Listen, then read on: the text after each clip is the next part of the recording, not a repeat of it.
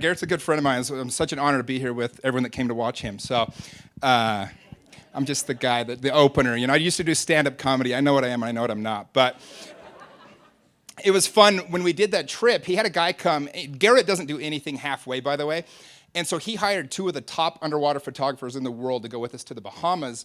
And a guy named Andy Murch, he's one of the top photographers in the world. He has more pictures with different types of sharks than anyone that's ever lived.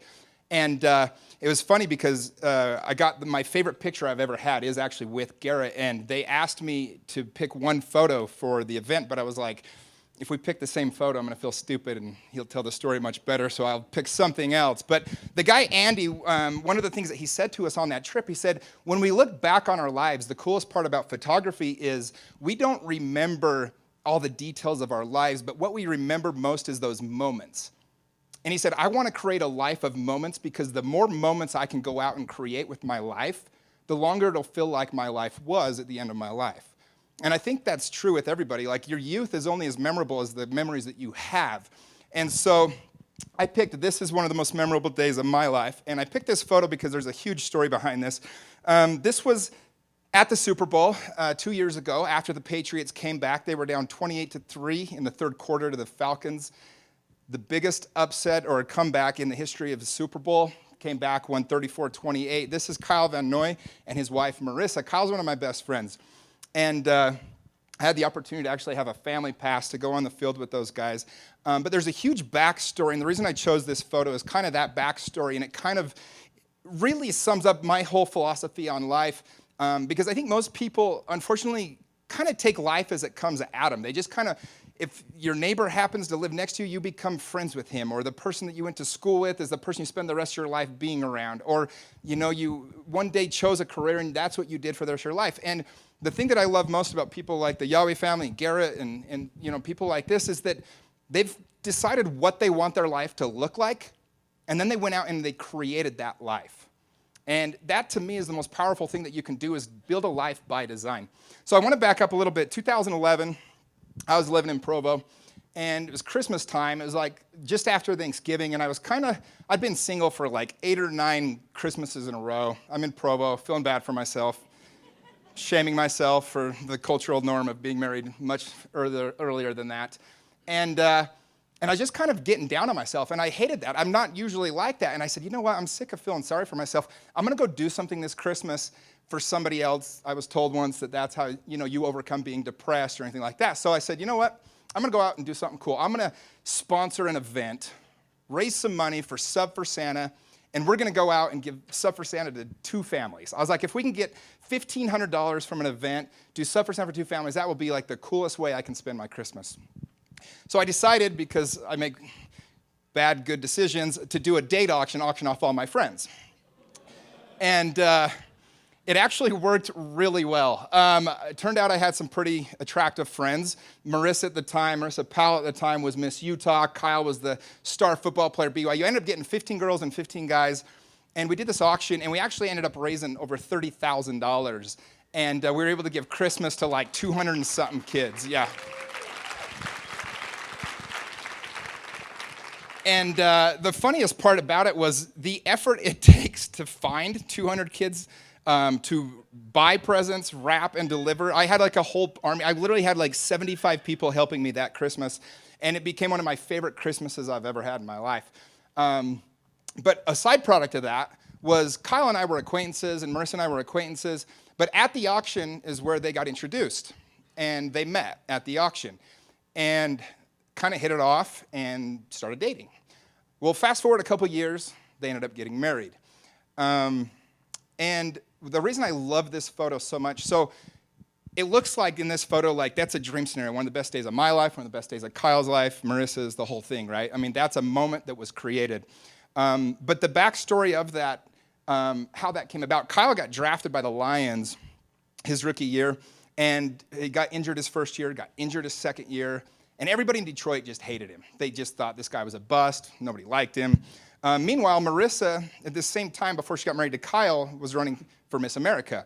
And some of you might know, I mean, she got to the final 3, and she the question, I mean, if you look at it, she answered it in a really strange way. She was a little bit confused by the question, and it just went really poorly. She probably might have won had she answered the question differently. And in that moment, she had such a terrible life experience, and Kyle had had such a terrible experience here at the Lions that even though they had so much going on, they had these horrible moments in their lives.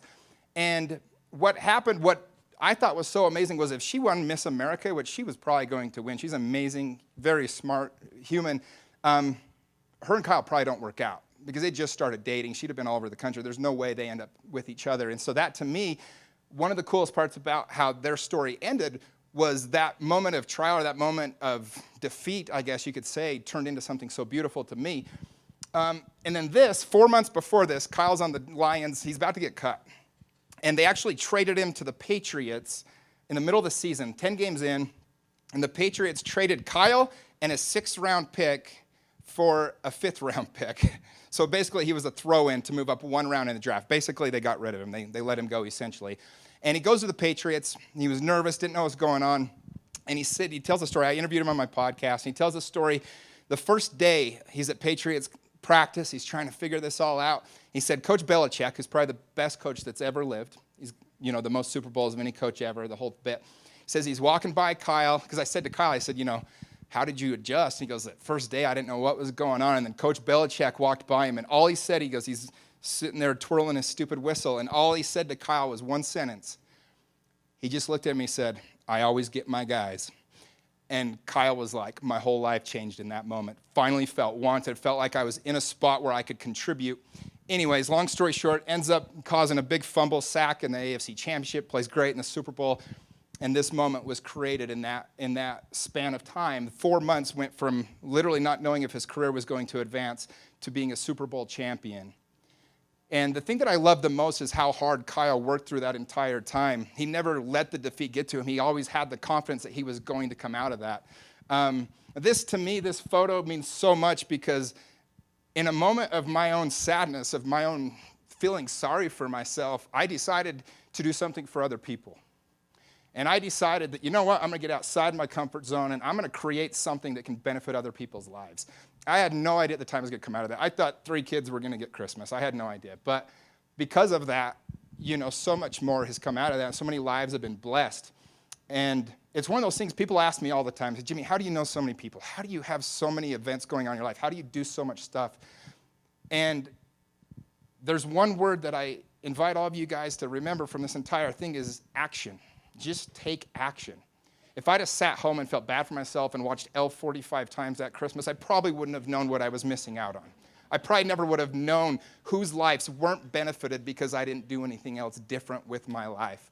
And so that's the one thing that I say to everybody is if you have the opportunity in your life, you are alive. This is such a fun time to be alive. You can literally do anything. Like Garrett decides, he sells his company for enough money to live 10 generations, and he says, now that money's not a factor, what do I want to go do? And he literally went out and just created this inspirational list of things that just one after another, just taking action, inspiring people, every one of you guys, myself, when I went on that trip with him and I met some of the most amazing people, some of my best friendships have come out of that trip that I did.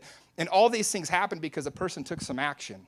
And so that's just the thing that I invite everybody to do. Like if you don't like where your life's at or you feel like there's something more in you, it's selfish for you not to do something. What idea do you have? What thought have you had? What stupid event, even if it's childish and you probably shouldn't even have thrown it in the first place, can you think of to do that might end up blessing other people's lives, people that you'll never know, that you might not ever know? And I don't know. To me, that was such a beautiful day. To be able to, he gave me a family pass. That's what, I love that man so much, and the opportunity to be part of such a special moment of his life and to be able to share that with him is something I'll never forget. And so that's hopefully something you guys can see that photo and inspire yourselves to take action because you never know who's counting on you or who needs you in their own life. So thank you very much.